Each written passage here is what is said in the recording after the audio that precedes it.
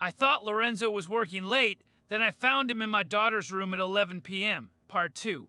The moment Lorenzo turned around, the paper in his hand trembling slightly, his face wasn't guilty, it was braced, the way someone looks right before they hand you something that will level you.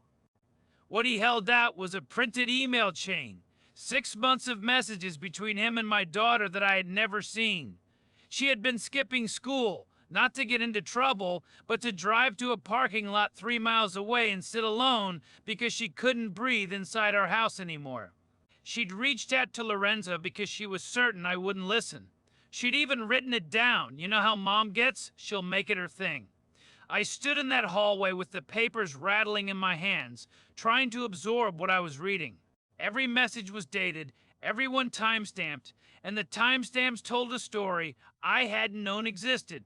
Back in October, she had told Lorenzo she was having panic attacks so severe she'd nearly blacked out at the wheel, and he had driven to that parking lot, sat with her for 2 hours without saying a word, then brought her home, and neither of them had ever breathed a word to me about it. I wanted to be furious at him. I kept reaching for that anger because it was so much easier than the alternative. But reading my daughter's own words made it impossible to pretend I hadn't given her every reason to go around me. She wrote that she loved me, but that telling me felt like pulling a fire alarm in a building that's already burning. Then I got to a message from November, just 4 words. I missed my mom. I had to press my back against the wall to keep standing. I set the papers down on the hallway floor, walked to a door, and knocked with my knuckles still white. She opened it immediately, like she'd been standing on the other side waiting the whole time. Her eyes were swollen and she looked so impossibly young, and I couldn't find a single word that felt right, so I just opened my arms. We sat on her bed until almost 2 in the morning, her talking and me listening for maybe the first time in years without waiting for my turn to speak. At one point she said, "I thought you'd be angry." I told her I was, just not at her.